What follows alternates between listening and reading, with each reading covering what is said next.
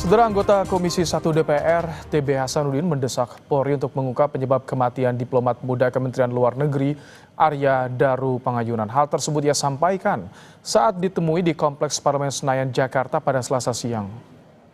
TB menyebut kematian diplomat yang biasa dipanggil Daru tersebut menyisakan banyak pertanyaan dan dinilai cukup janggal. Pihak kepolisian pun diminta untuk bisa membongkar perkara ini sejelas-jelasnya. Hingga kini polisi telah memeriksa setidaknya 5 saksi termasuk istri korban dan penjaga kos korban di kawasan Menteng, Jakarta. Sejumlah rekaman CCTV pun menjadi barang bukti, di antaranya menunjukkan aktivitas korban di malam sebelum korban ditemukan tewas. Melihatnya cukup janggal, apalagi kalau ada ahli yang mengatakan bahwa itu bunuh diri.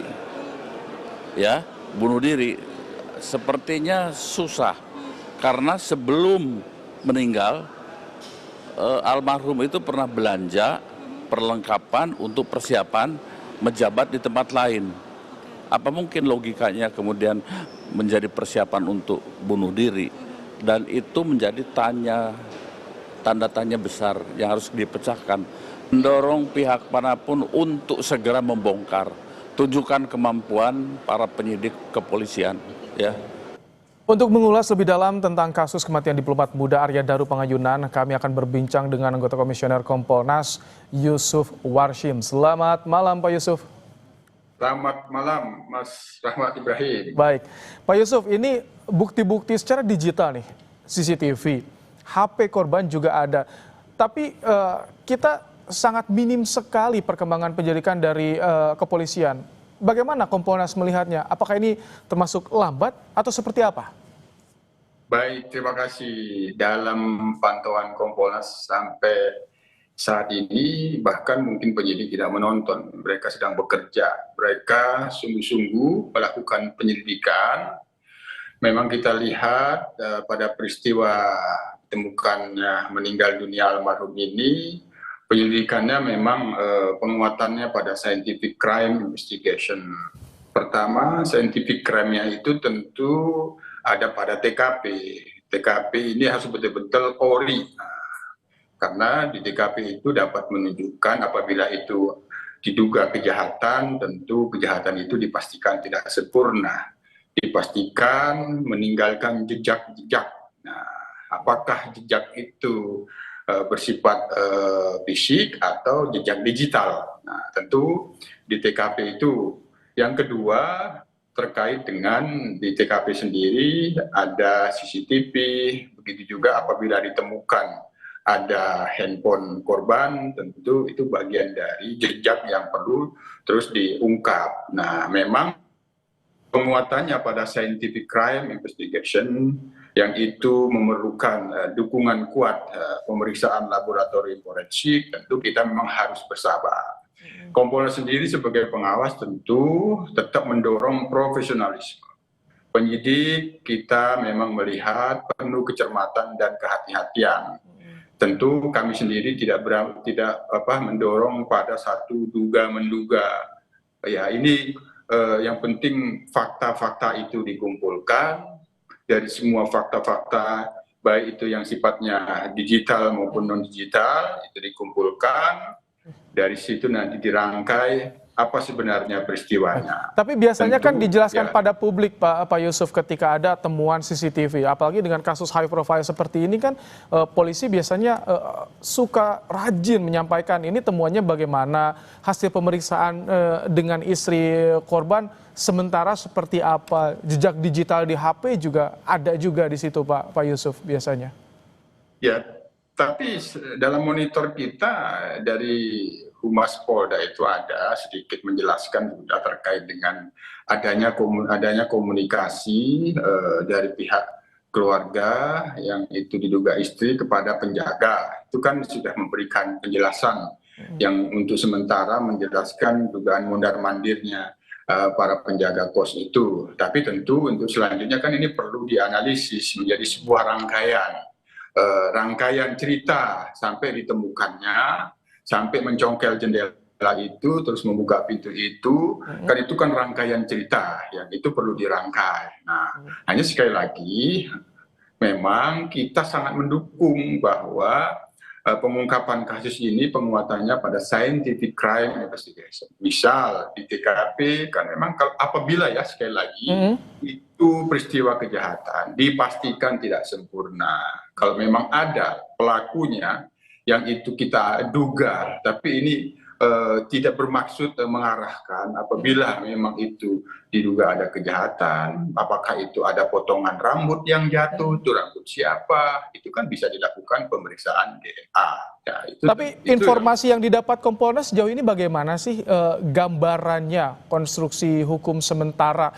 Karena banyak sekali bola liar yang muncul dari kasus ini. Benar, ini kasus yang high profile, bukan main-main, sehingga perlu kehati-hatian.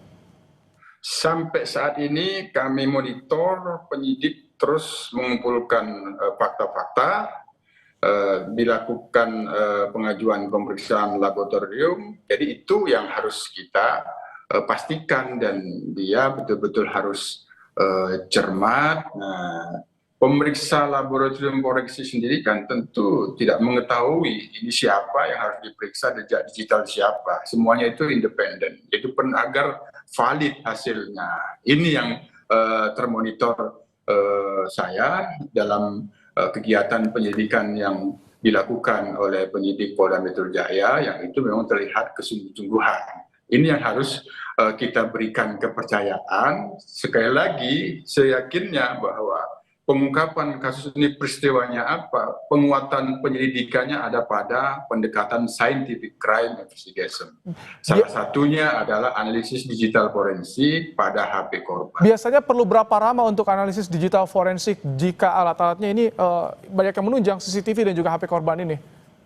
Kalau nanti diharapkan ada fakta yang perlu, ya, ada fakta yang perlu diharapkan berdasarkan digital handphone korban, ya apabila handphone korban itu dalam kondisi terkunci, pada waktu itu mati, terus kemudian ada kunci, ada passwordnya, ada PIN-nya, dan itu apabila berasal dari produk Amerika, maka tentu harus bekerja sama dengan pihak produsennya. Itu misalnya ya, tapi sejauh ini kita tunggu, kita tidak ingin mendahului menduga-duga wasangka-wasangka apa yang dihasilkan oleh penyidik. Apabila ada satu fakta digital yang diharapkan melalui handphone korban, dan apabila diduga handphone korban itu diproduksi, katakanlah misal dari Amerika yang sangat terkenal itu, saya tidak mau menyebutkan namanya, itu kan apabila dikunci dan ada passwordnya atau PIN. Tapi kalau polisi instrumennya bisa kali Pak Yusuf ya, kalau polisi kan bisa Interpol juga atau bagaimana untuk memudahkan tentunya untuk proses seperti ini kan sudah sering dialami. Ya itu saya katakan tadi membutuhkan kerjasama, kan itu membutuhkan waktu juga.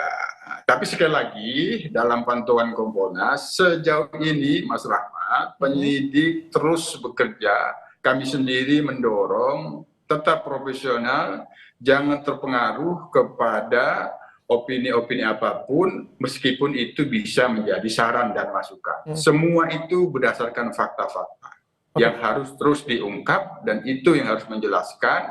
Apabila pemeriksaan laboratorium forensik, maka itu kita tunggu. Nah, yang kedua terakhir soal nanti otopsi, ini kan apakah diperlukan ekshumasi, ya itu tentu kami Kompolnas tetap mendukung apabila itu memang diperlukan, dilakukan ekshumasi untuk memberikan lebih terang penyebab kematian, tentu itu dilakukan. Apabila memang itu tidak, yang sekarang ini sudah didapatkan hasil otopsinya, apa yang ada di dalam jenazah korban, apakah ada tanda-tanda kekerasan atau tidak, saya kira itu juga sudah bisa menjelaskan. Tapi tentu ini yang punya otoritas tentu kedokteran forensik yang bisa menjelaskan itu. Kalau misalkan direncanakan 11 hari rampung ya penyelidikan, bagaimana ada tidaknya perbuatan pidana, artinya di pekan ini bukti kuat, bukti kunci, saksi kunci juga artinya sudah dikantongi oleh penyidik.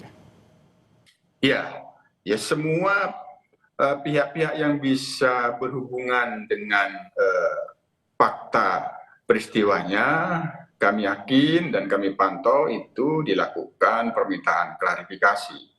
Tapi sekali lagi tentu kita tetap harus menjauhkan dari segala asumsi-asumsi. Karena fakta itu nanti yang akan menjelaskan. Ada yang berkatakan bahwa ini diduga bunuh diri, ya tergantung bagaimana faktanya. Tapi sejauh ini, karena ini dari sisi korban sendiri ditemukan berada di dalam kamar, kan sederhananya siapa orang terakhir, ya, apakah ada selain korban yang masuk di dalam kamar kos tersebut? Kan itu satu pertanyaan yang sederhana, yang itu pasti dipastikan itu berusaha diungkap faktanya oleh penyidik. Itu Mas Ibrahim. Kalau misalkan dengan adanya CCTV di kos-kosan yang tergolong mewah ini, tentu sebetulnya harusnya bisa dengan mudah melihat ya, kalau misalkan tidak dipotong-potong nih Pak Yusuf. Betul, maka dipastikan kan tadi yang saya katakan TKP itu yang sudah diolah TKP 3 kali itu memang benar-benar ori, termasuk CCTV yang berada di TKP yang itu menyorot jalan ke kamar yang kita lihat ada pintu kamar. Nah itu dipastikan ori semuanya. Disitulah akan diketahui berdasarkan analisis digital forensik. Disinilah penguatan scientific crime investigation itu yang kita diperlukan kesabaran sedikit, Mas. Baik. Terima kasih Pak Yusuf Warshim, Komisioner Kompolnas telah menyampaikan bagaimana kondisi penanganan terkini di program Kompas Malam. Terima kasih Pak Yusuf. Terima kasih, salam sehat.